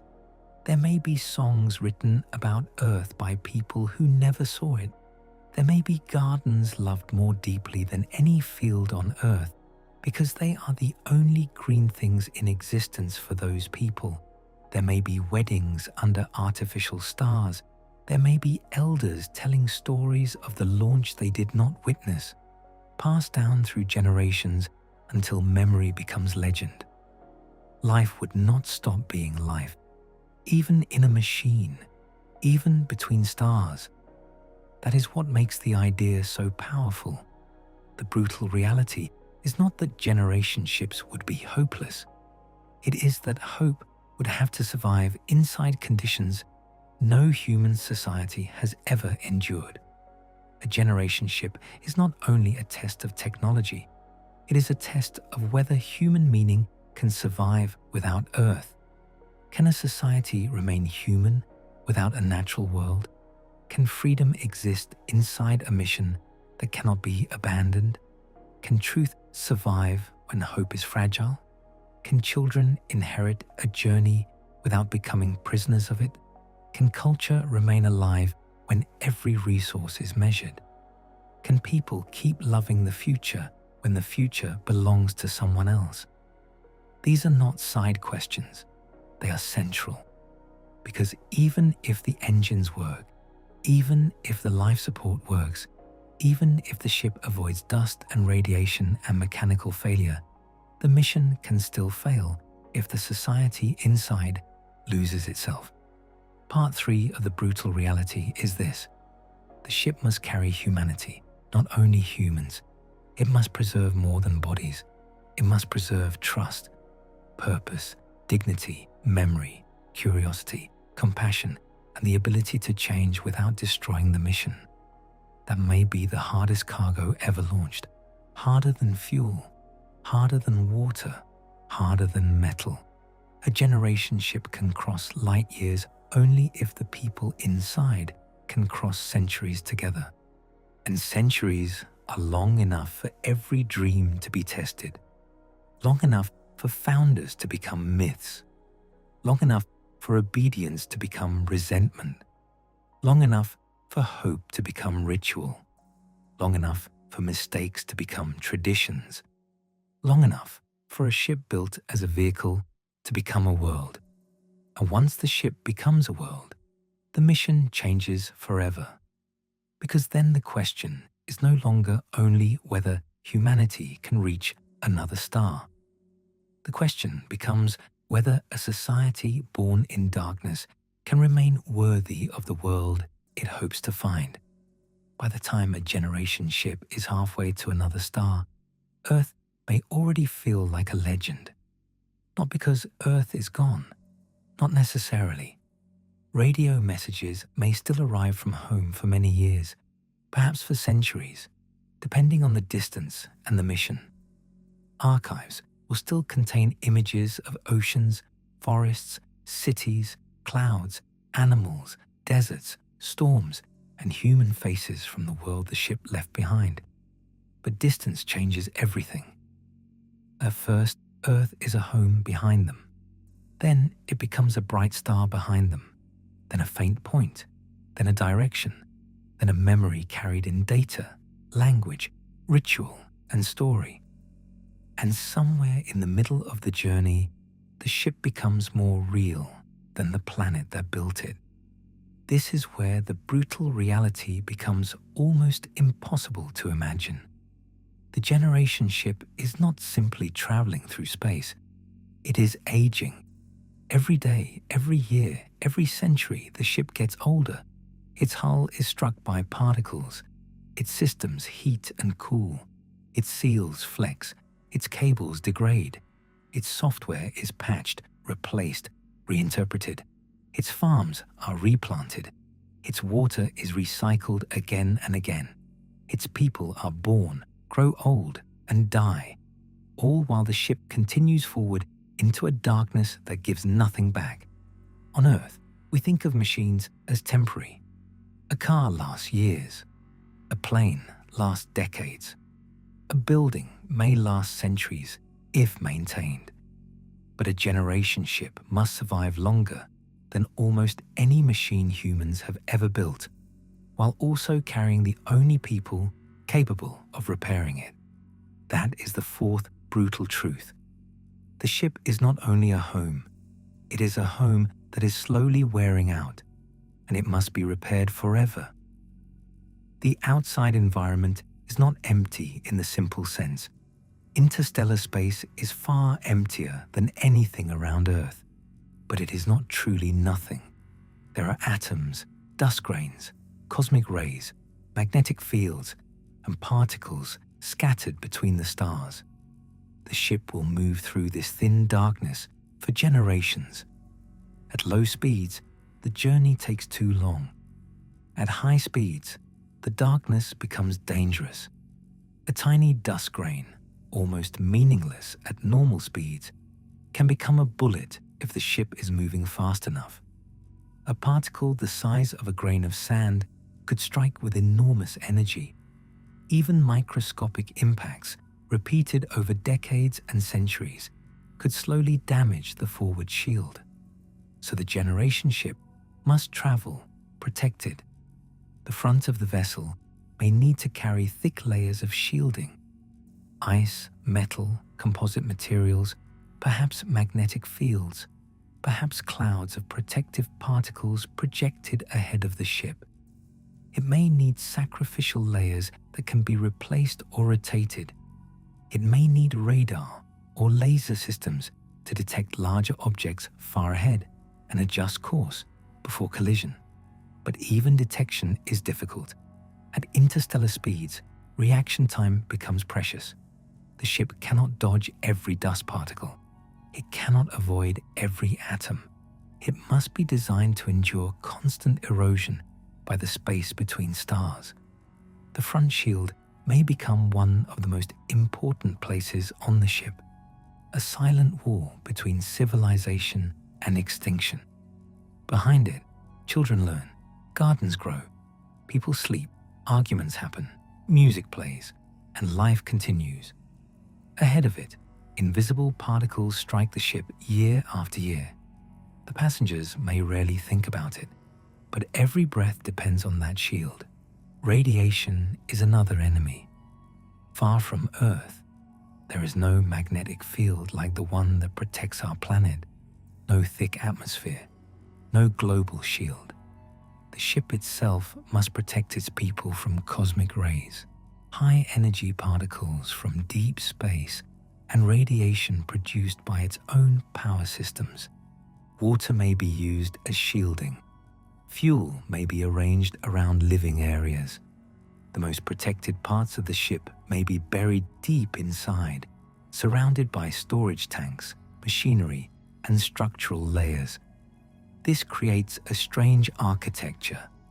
The safest spaces may not be the most beautiful. The observation decks, if they exist, may be limited, shielded, and carefully used. The open view of the stars, one of the main emotional reasons people imagine interstellar travel, may be dangerous if not protected properly. Transparent windows are weak points. Screens may replace real glass. The people on board may see the stars mostly through cameras. A starship crossing the galaxy may have fewer real windows than a house on Earth.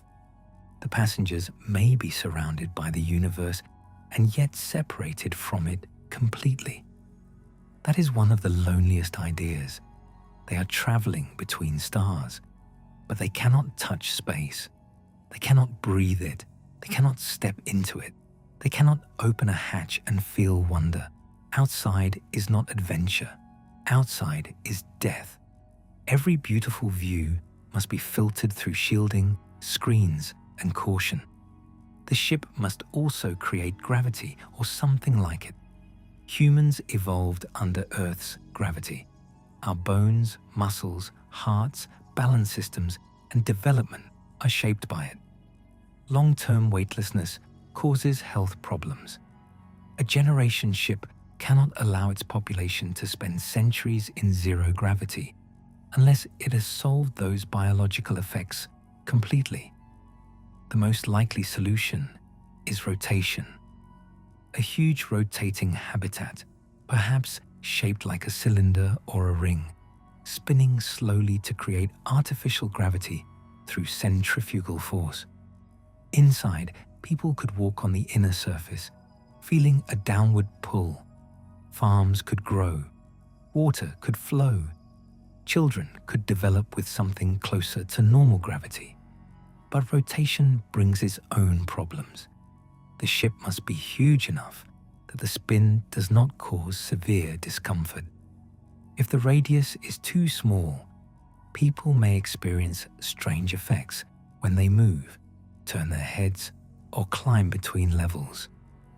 The structure must handle constant stress. Bearings, joints, and rotating systems must last for centuries. If the rotation system fails, the entire human environment changes. Imagine being born in artificial gravity, living your whole life under a stable downward pull. And then one day, the rotation begins to slow. At first, objects fall differently. Water behaves strangely. People feel light. Plants respond. Children laugh. Then adults worry. If the problem cannot be fixed, bones weaken over time. Muscles change. Farming systems designed for gravity fail. Fluids move differently through machines. Medical problems increase. The ship must maintain not only life, but the basic physical conditions under which human life remains human. Gravity becomes a machine. Day and night become machines. Seasons become machines. Weather becomes a machine. On Earth, nature gives these things freely. On a generation ship, every comfort is engineered. This means the ship must carry industry, not just tools, but the ability to make tools, not just spare parts, but the ability to manufacture new parts from recycled materials. Over centuries, no supply of spare components can be trusted forever. Even if the ship launches with enormous reserves, parts will break in ways no one expected. Materials will be used up. Designs will become obsolete. The ship must be able to mine itself in a sense, taking old structures apart and rebuilding them into new ones. Metal must be recycled. Plastics must be remade or replaced. Electronics must be manufactured. Medical equipment must be produced. Sensors must be recalibrated. Pumps, valves, filters, lights, batteries, seals, hinges, motors, and circuit boards must all be repairable. A generation ship without manufacturing is not a civilization. It is a countdown, because eventually the original parts will fail. This creates an uncomfortable reality. The ship cannot be too elegant. A beautiful, highly optimized system may be impossible to repair if it depends on parts the onboard society cannot reproduce.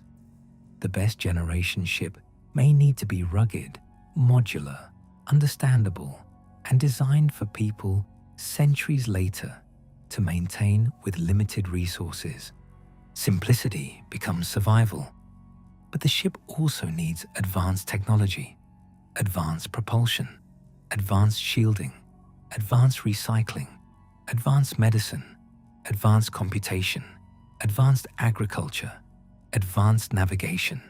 So it must be both extremely sophisticated and repairable by its descendants. That is a difficult balance. A machine can be built by geniuses, but it must be maintained by ordinary generations. Not because the future people are less intelligent, but because their conditions will be different. They may not have the full industrial base of Earth. They may not have millions of specialists. They may not have factories spread across continents. They will have what fits inside the ship. Knowledge must not become too specialized to preserve. If only a few people understand a critical system, the ship is vulnerable. If those people die, refuse to teach, or form a power group, survival is threatened. The ship must distribute knowledge widely, but not everyone can learn everything. The education system must constantly produce engineers, doctors, farmers, ecologists, mechanics, teachers, programmers, and leaders. A generation ship is a school that can never close. Every generation must be trained before the previous one disappears, and the training cannot be symbolic. It must be practical. A child may grow up knowing that the lights above the hydroponic garden depend on power converters maintained by a team 2 decks below. They may learn that the sound of air vents means the atmosphere system is working. They may be taught how to respond to pressure alarms before they are old enough to understand fear fully. This kind of childhood would be unlike anything on Earth. Children would not learn survival as an outdoor skill. They would learn survival as systems awareness. Do not waste water. Do not damage seals. Report unusual smells. Respect maintenance zones. Know emergency routes. Understand that the ship is alive because people keep it alive. This could create a deeply responsible culture, or a deeply anxious one, perhaps both. The ship's medical system would face challenges no hospital on Earth has ever faced. It must handle ordinary illness, accidents, childbirth, aging, genetic disorders, psychological stress, infection control, surgery, dentistry, chronic disease, and emergency care, all without outside support. Over centuries, medical knowledge must be preserved and updated. But where do new medicines come from? Some can be stored, but stored medicines expire. The ship must manufacture pharmaceuticals or use biological systems to produce them. It must manage genetic diversity carefully. It must track inherited diseases. It must prevent epidemics in a closed population. It must decide how to treat illness when resources are limited. A disease on Earth can spread through cities, but doctors can call for help. Supplies can arrive. Research labs can respond. On a generation ship, a new pathogen, even a common one, could become a crisis if it spreads through a small population with shared air, shared water systems, and limited isolation space. Quarantine would be essential.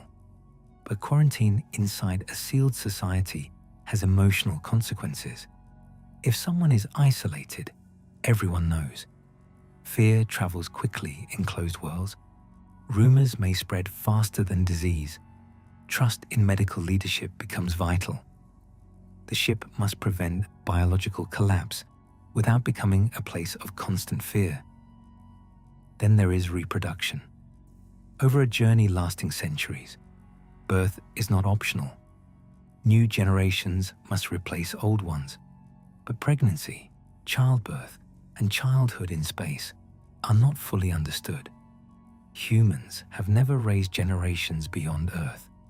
We do not know every effect of artificial gravity, radiation levels, closed environments, limited microbiomes, and ship-based nutrition on human development across centuries. The first generation ship would be an experiment not only in travel, but in human biology. That is uncomfortable. Every child born on board becomes part of a mission they did not choose, and also part of a biological unknown. Will artificial gravity be enough? Will radiation shielding be enough? Will the ship's limited ecosystem provide the right microbial environment for healthy immune systems? Will genetic diversity remain strong? Will medical interventions be needed to manage inherited risks? These questions are not small. They touch the heart of what it means to carry humanity beyond Earth. A generation ship cannot simply preserve adult astronauts. It must preserve childhood, birth, growth, family, health, the future. And all of that must happen inside a machine moving through the dark. The ship also has to navigate. Interstellar space is not a road, but the ship must know where it is and where it is going. Over centuries, tiny errors matter. A slight deviation early in the journey could become enormous later. The ship must track stars, measure position, correct course, account for gravitational influences, and adjust for changes in the target system learned after departure. The destination itself is moving. Stars are not fixed. The target star moves through the galaxy while the ship travels. The ship must aim not at where the star was when it left Earth, but where the star will be when the ship arrives. And over a journey lasting centuries or millennia, Knowledge of the target may improve through observations made during flight, but if course corrections require fuel, fuel becomes precious. Every maneuver must be planned. Every mistake costs. Acceleration is only half the problem. Deceleration may be even harder. A generation ship cannot simply arrive at another star at enormous speed and stop casually. To enter a new star system, it must slow down. That requires energy, propellant, sails, magnetic braking, fusion systems, or some other advanced method. If it cannot slow down, it only flies through the target system, passing the destination after centuries of travel. That would be one of the cruelest failures imaginable. A ship carrying generations reaches the star it was built to find, only to pass through too fast to stay. So the mission must carry not only the power to leave, but the power to arrive. This doubles the problem. Departure is heroic. Arrival is physics. The ship must save enough capability for the end of the journey, even after centuries of aging, repairs, and unknown emergencies. It must not consume all its resources simply surviving the voyage.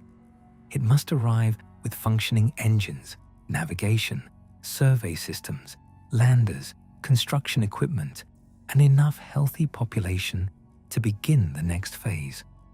Because arrival is not the end, it is another beginning. The target planet may not be immediately habitable. Even if it has air, water, and a good orbit, humans may need habitats, agriculture, environmental testing, disease protection, and years of preparation before settlement. If the planet has life, human arrival becomes ethically complex. If it has no life but a harsh environment, terraforming may take centuries. If it is dangerous, the ship may need to remain in orbit as the real home. The generation ship may cross the stars only to discover that it is still needed. The people on board may look at the planet below and realize they cannot leave the ship yet. Not safely, not fully, maybe not ever. This is where the idea becomes almost tragic. The destination may not free them. It may only give them a new problem to solve. Imagine the final generation, raised on stories of arrival, gathering in observation halls as the target star grows brighter. For the first time in centuries, the mission has a visible ending. The star ahead is no longer just a point in navigation. It becomes a sun. Planets appear in the telescopes. The ship begins to slow. Excitement spreads. Fear spreads too, because no one alive has ever lived on a planet. No one knows what it means to stand under open sky except through simulation. The people on board may have stronger emotional connection to the ship than to the planet they have been told is home. And then the surveys begin. Atmosphere, radiation, gravity, chemistry, weather, surface stability, possible biology, toxic compounds, microbial risk. Everything must be checked. The dream world may become complicated under close inspection. Perhaps the air is almost breathable, but not quite. Perhaps the gravity is higher than expected. Perhaps the star flares dangerously. Perhaps the planet has oceans but no land suitable for landing. Perhaps life exists, but it is toxic to humans or vulnerable to human contamination. Perhaps the planet is beautiful, but settlement would destroy something unique. The ship arrives at a moral frontier. After centuries of sacrifice, do humans have the right to claim the planet? If it is lifeless, perhaps yes. Carefully. If it has simple life, the question changes.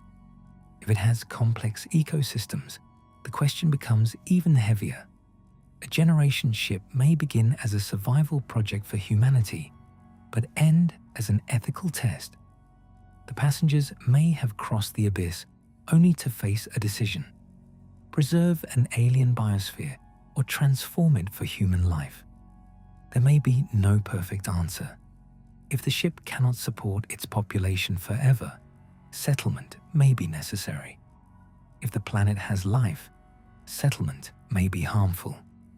The original planners may have debated these questions before launch, but the final generation must live with the consequences. Again, the people who decide may not be the people who chose the mission. This is one of the deep injustices of generation ships. The most important decisions may fall on those who had the least choice in being there. The founders choose departure. The middle generations preserve the ship. The final generation decides what arrival means. Each group carries a burden the others do not, and none of them can fully understand the others. The ship itself may also change physically by arrival. Even with perfect maintenance, centuries leave marks. Some sections may be sealed off, some systems replaced, some original materials lost. The ship may have grown internally, been modified, adapted, repaired, and redesigned so many times that it barely resembles the vessel that left Earth. It becomes less a spacecraft and more an archaeological structure. Layers of history inside metal, old corridors, new modules, memorial walls, rebuilt farms, retired engines, schools named after forgotten founders, maintenance traditions whose original reasons are archived but no longer emotionally understood. The ship carries not only people, but time. When it reaches the destination, it arrives as a civilization shaped by the voyage, not Earth humans simply stepping onto a new planet. Ship humans, people of the long crossing. And that raises another question. Would they still think of themselves as Earth humanity, or something new? After centuries in isolation, culture, language, biology, and identity may drift. The people on board may no longer share the same assumptions as the civilization that launched them. If Earth still exists and messages still arrive, there may be tension between old home and ship society. If Earth has changed dramatically, the ship may feel abandoned by history. And if Earth sends faster ships later, the tragedy becomes even sharper.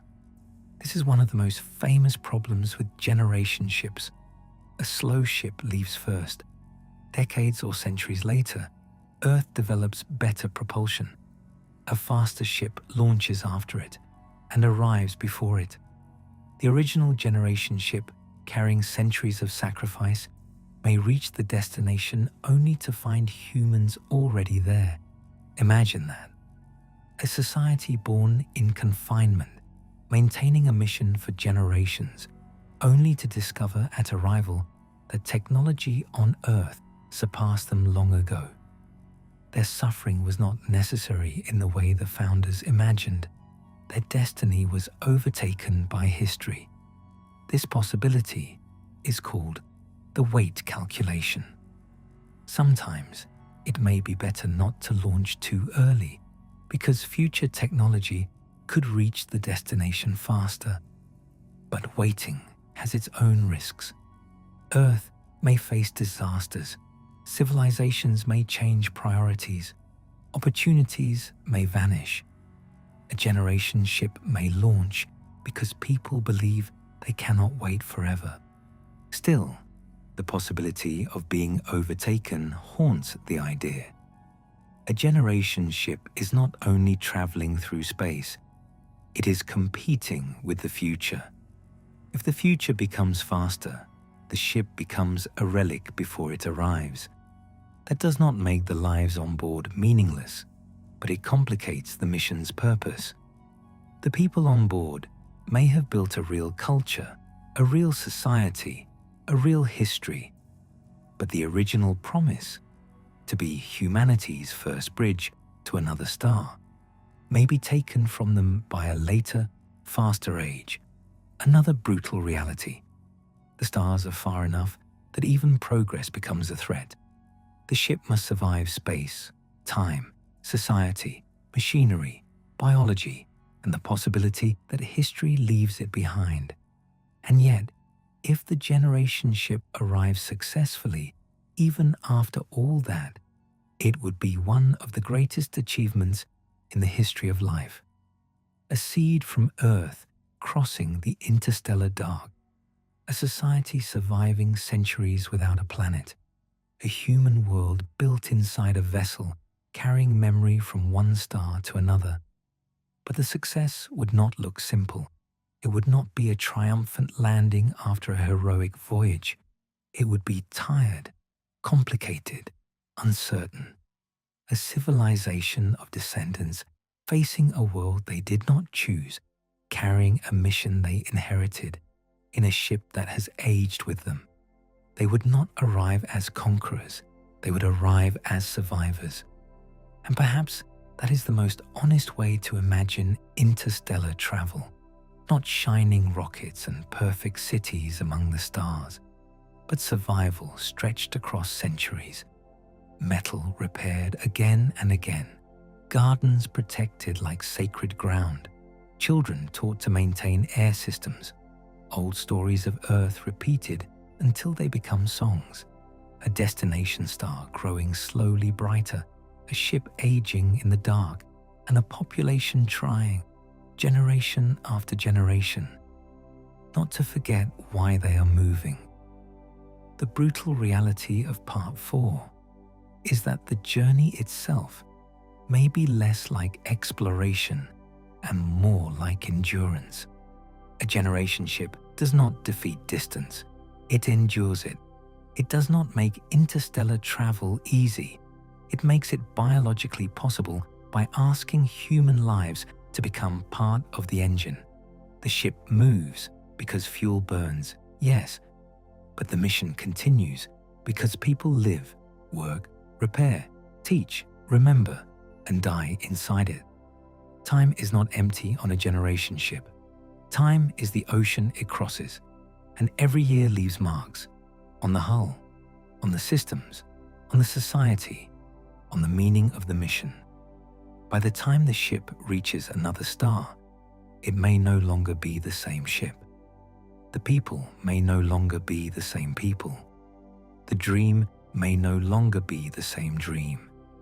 But if they arrive alive, if they still carry knowledge, if they still have compassion, if they still understand Earth not only as a place, but as an origin, then something extraordinary will have survived. Not just humans, human continuity. A fragile line of breath, memory, and hope stretched across the darkness between stars.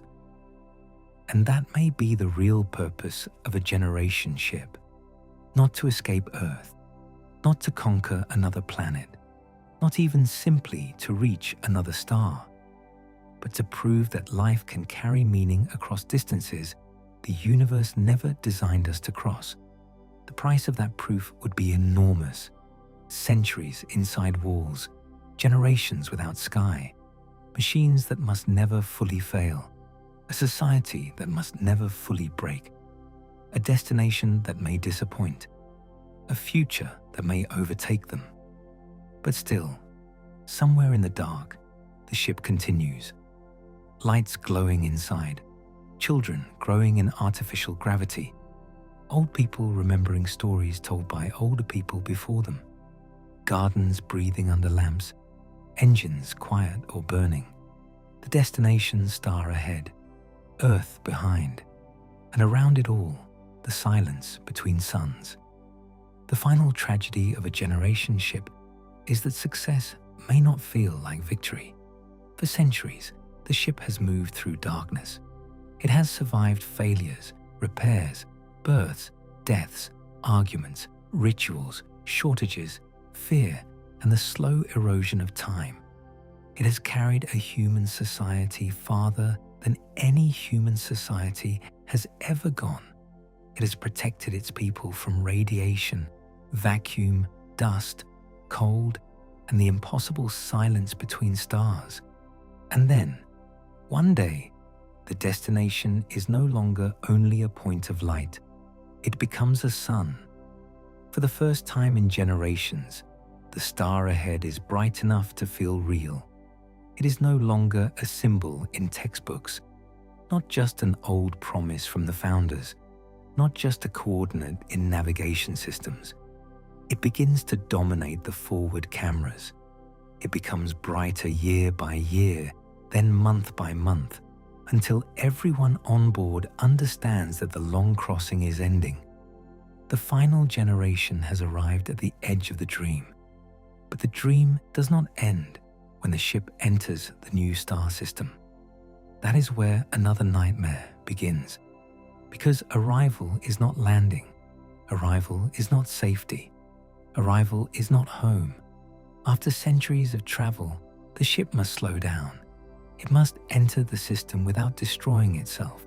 It must avoid debris, comets, dust, asteroids, radiation belts, unknown planetary hazards, and the gravity of worlds it has never visited before. The star itself must be studied carefully. Its activity, flares, magnetic storms, and radiation could decide whether any planet nearby is safe.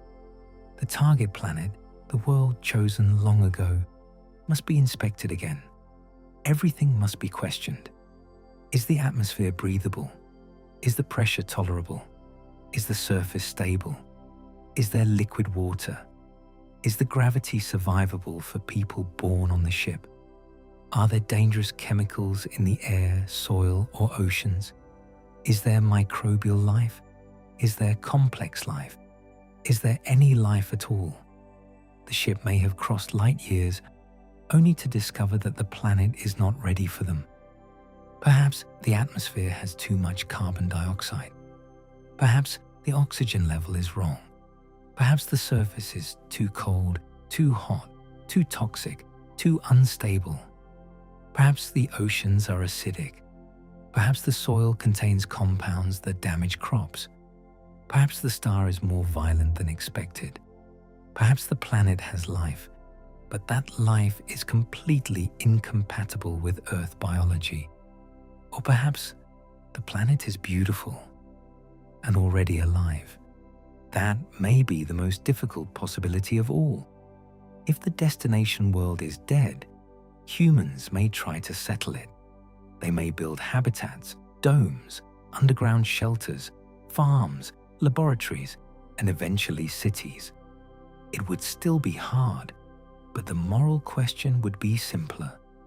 But if the planet already has life, even simple life, everything changes. After centuries of sacrifice, after generations born and buried inside a ship, after an entire culture built around reaching this place, the final generation may look down at the planet and realize that it does not belong to them. It belongs to itself. A living world is not empty just because humans need a home. A microbial biosphere would be one of the greatest discoveries in history. It would prove that life began beyond Earth. It would show that the universe is more alive than we knew. But it would also force a terrible question. Can humans settle a living planet without destroying what makes it precious? The generation ship may arrive not as a rescue mission, but as a threat. Earth organisms could contaminate the new biosphere. Human waste, bacteria, crops, animals, fungi, and microbes could spread in ways impossible to control. Even if the native life is tiny and hidden, human arrival might change the planet forever. What began as humanity's hope could become an ecological invasion. And yet, the people on board may not have another option. They may not be able to remain inside the ship forever. The systems may be old. The population may be under pressure. Resources may be limited. The ship may need planetary materials to continue. The destination may be their only chance. This is the ethical trap at the end of the journey. If they settle, they may damage an alien world. If they do not settle, their own society may slowly fail. The founders on Earth may have imagined arrival as a celebration. The final generation may experience it as a moral crisis, and nobody from the first generation will be there to answer for it. That is one of the brutal realities of generation ships. The people who make the decision to launch are not the people who pay the deepest price. The founders choose the mission. The middle generations maintain it. The final generation faces the consequences. They inherit not only a destination, but a dilemma. What if the planet is not habitable? What if it is habitable, but are already alive? What if the ship is too damaged to continue? What if the people on board no longer agree on what should happen? The arrival could split the society. Some may say the mission must be completed at any cost. They may believe the whole purpose of the ship was to settle this world, and that failing to do so would betray every generation that came before. Others may argue that landing would be wrong. They may say that an alien biosphere must be protected, that humanity has no right to destroy a second genesis of life simply because we need land. Some may want to remain in orbit and build space habitats. Some may want to mine asteroids. Some may want to send only robots. Some may want to search for another world. Some may want to return to deep space, even if that means more generations of travel. The journey that was supposed to unite the ship could end by dividing it, because for centuries, the destination was distant enough to be simple. A symbol can stay pure when no one has to touch it. But a real planet is complicated. It has weather, chemistry, terrain, dangers, and perhaps life. It may not match the old stories. It may not feel like home. It may not welcome human bodies. It may not care that people suffered to reach it. The universe does not owe the ship a happy ending. That may be the most important lesson of all. Interstellar travel is not a story written for human satisfaction. A generation ship could do everything right and still arrive at disappointment. The engines could work. The society could survive. The children could inherit the mission. The ship could reach the star. And the planet could still be wrong. This is why a truly serious generation ship would need to be prepared for arrival failure. It would need orbital habitats, resource extraction tools, long-term repair systems, robotic scouts, planetary laboratories, emergency plans, alternative destinations, enough flexibility to survive if the original dream collapses. But every extra plan requires more mass, more complexity, more power, more training, and more maintenance during the voyage. Preparing for every possible ending makes the ship harder to launch in the first place. So the generation ship must carry uncertainty. It must live for centuries with no guarantee that the destination will be worth it. That uncertainty would shape the culture inside. Some people might build faith around arrival, because without faith the journey feels unbearable. Others might reject certainty and teach that the mission is not to settle one planet, but to keep humanity alive long enough to choose wisely when the time comes. The healthier society may be the one that can survive disappointment, because disappointment may be waiting. The final generation may look down at the planet and feel no joy at first, only silence, a blue-green world under alien clouds, but dangerous, a rocky desert with a thin atmosphere, but usable, a frozen world with oceans under ice, but no easy surface, a living planet too precious to touch. or a dead planet that requires centuries more work before anyone can walk outside. After crossing the stars, they may still have to live inside walls. This is the cruelest possibility. The ship reaches another star, but the people still cannot step freely into open air. They may build bases beneath domes, in caves, under ice, or in orbit. Children may continue to be born indoors. The old dream of a natural sky may remain out of reach. The arrival generation may discover that the journey was not from prison to freedom, but from one artificial habitat to another. A new world may exist below them and still not be home. And yet, even that would not make the mission meaningless, because they would have crossed the impossible distance. They would have brought life from one star to another. They would have proved that biology born on Earth can survive the dark between suns. They would have transformed humanity from a single system species into something larger. But the emotional cost would be immense. Every person on board would carry the weight of centuries. They would know that ancestors lived and died in corridors, so this moment could happen.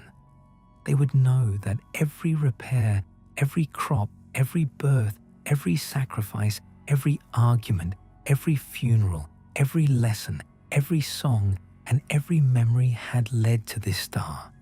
And now they must decide what it means. That decision may be more frightening than the voyage, because during the voyage, survival gave them purpose. Keep the ship alive, preserve the mission, teach the children, maintain the systems, protect the future.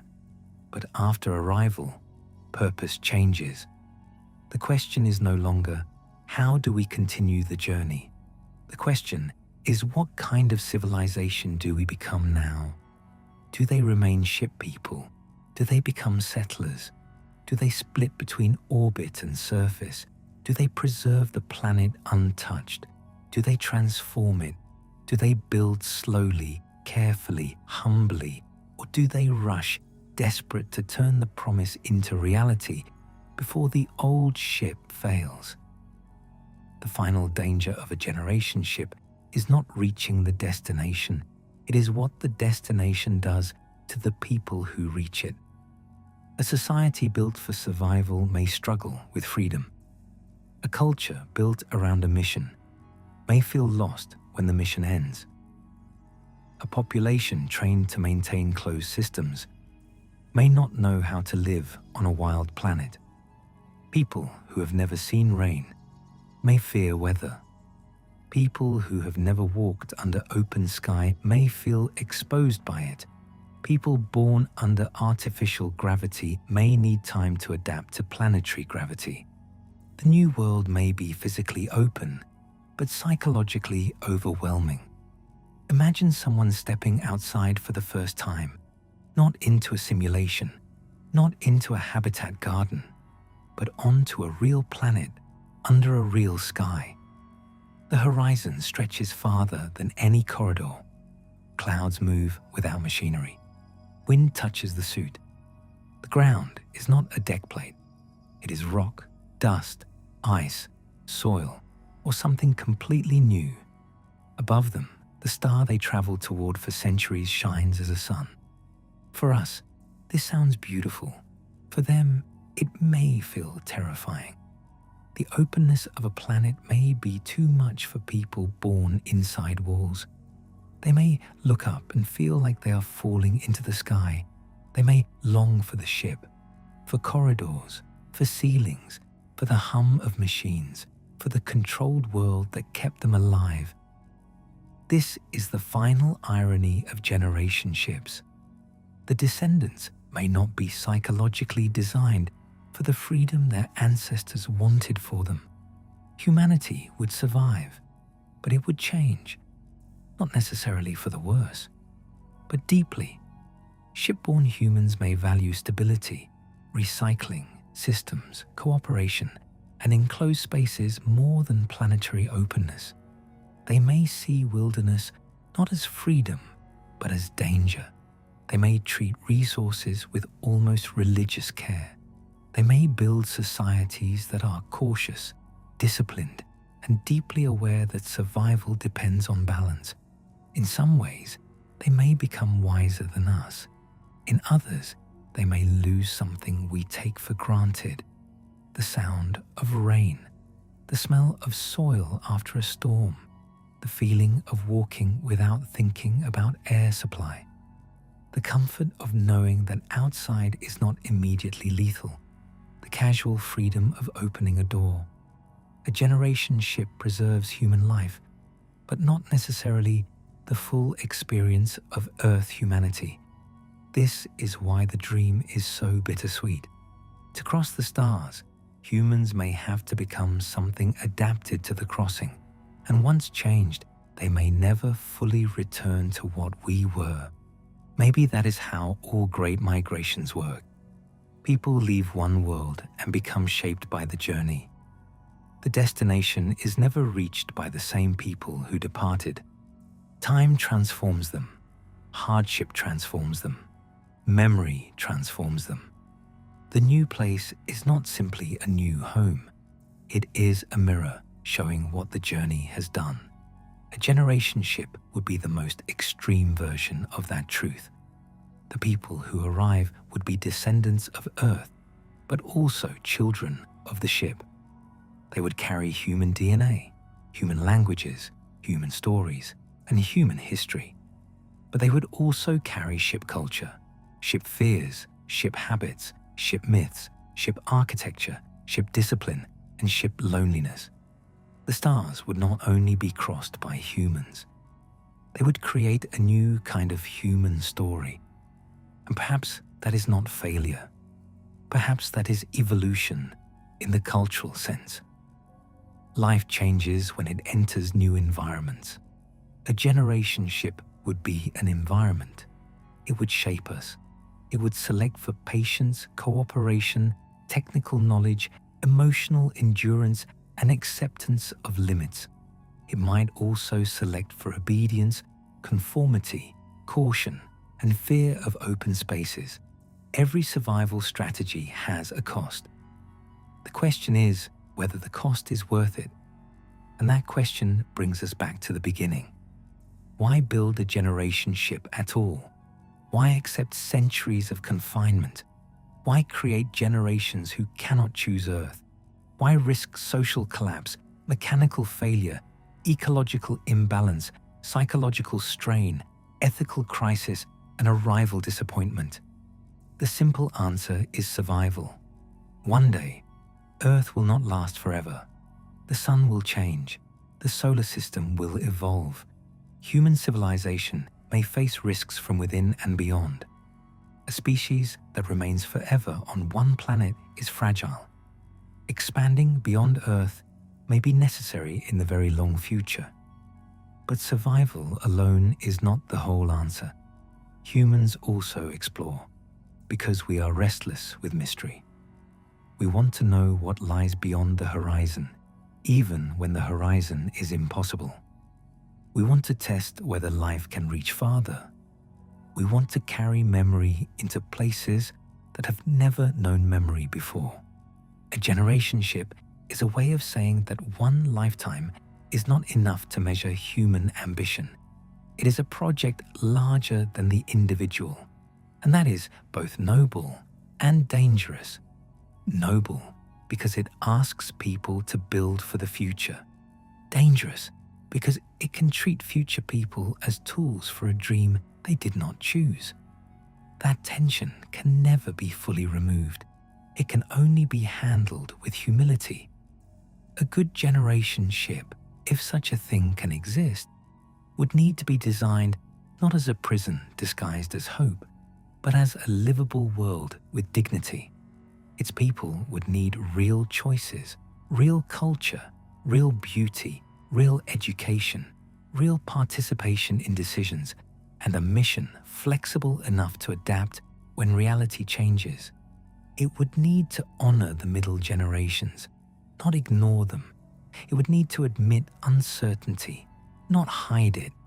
It would need to preserve Earth without making Earth a myth that crushes the present.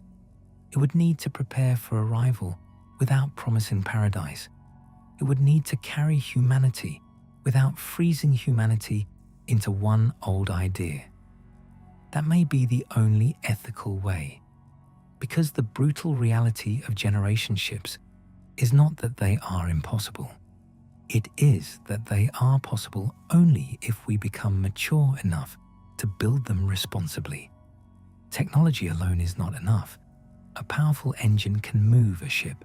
It cannot make a society just. A closed ecosystem can recycle air. It cannot give life meaning. Artificial gravity can protect bones. It cannot protect hope. A target planet can be selected. It cannot guarantee home. The hardest parts are not only technical, they are human. And maybe that is why generation ships fascinate us so deeply. They take all of civilization and place it inside a single vessel. Every weakness becomes visible. Every strength becomes necessary. Our need for air, water, food, love, fairness, memory, purpose, and freedom all become part of the machinery. A generation ship is humanity reduced to essentials. What must we carry if we want to remain human? Not only genes, not only books, not only machines. We must carry kindness, trust, curiosity, patience, repair, forgiveness, the ability to disagree without destroying the world, the ability to tell the truth without killing hope, the ability to remember Earth without becoming trapped by nostalgia, the ability to raise children for a future that is uncertain but still worth reaching. That may be the real cargo. Without it, the ship is only metal. With it, perhaps, the ship becomes a world. Tonight, imagine one moving through the darkness between stars. No engine fire visible from Earth, no dramatic sound, no glowing trail across the sky. Just a distant vessel, smaller than a planet, but carrying an entire human future. Inside, someone is watering plants, under artificial light. Someone is repairing a filter. Someone is teaching children the names of oceans they have never seen. Someone is looking through a shielded window at the destination star, brighter now than it was in their grandparents' time. Someone is wondering whether the planet ahead will save them. Someone is afraid it will not. Someone is singing an old Earth song whose original language has changed. Someone is being born. Someone is dying. And the ship continues. It continues because every generation chooses, in some way, to keep it alive. Not once, not at launch, every day. That is the only reason a generation ship can ever succeed. Not because the founders were brave, but because the descendants keep choosing survival, keep choosing repair, keep choosing each other, keep choosing a future they may never see. And perhaps that is the most beautiful part hidden inside the brutality. A generation ship would be the loneliest machine humanity ever builds, but it would also be one of the greatest acts of trust.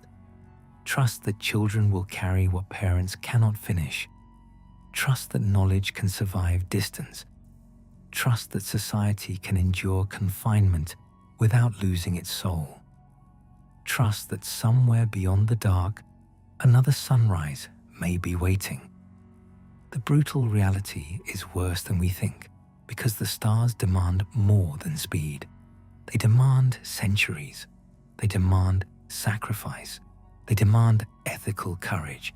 They demand a civilization that can survive itself. And maybe that is the true test. Not whether we can build a ship large enough to cross interstellar space, but whether we can become the kind of people who deserve to arrive. Tonight, as you drift to sleep, imagine that ship far from the sun. Earth is no longer a world in the window. It is a memory in the archives. The people on board have never felt natural wind. They have never stood beside an ocean. They have never seen clouds except in recordings. But they are alive. They are still moving. The gardens still glow. The water still cycles. The old stories are still told. Ahead of them, another star is waiting. Maybe with a world. Maybe with nothing they can use. Maybe with a home. Maybe with a question even harder than the journey. And still, they continue.